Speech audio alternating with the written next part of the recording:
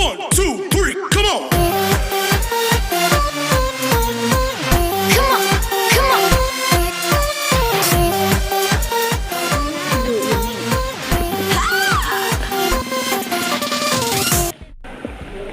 วันนี้พวกเรามาเที่ยวที่ไหนพวกเรามาเที่ยวสวนแสดงพิพิธภัณฑ์สัตว์น้ำนะคะที่ระยองกับ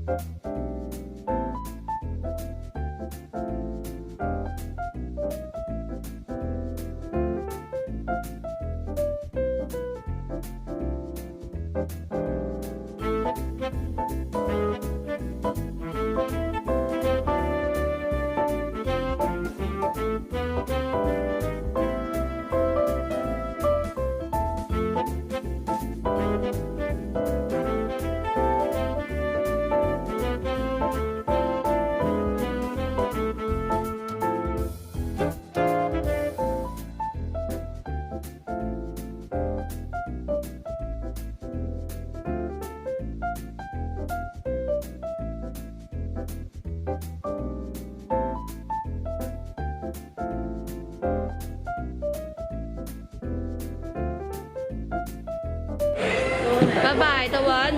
โชคดีแล้วลูกแล้ว ตอนจะออกไปหาปลาหากุ้งให้แม่กิน ดีนะตะวันบ๊ายบายบ๊ายบายบ๊ายบาย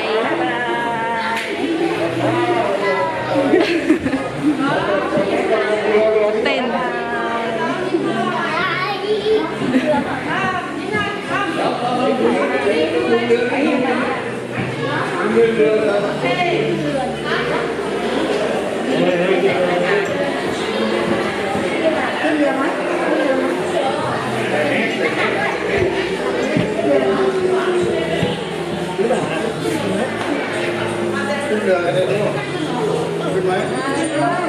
บ๊ายบายนะ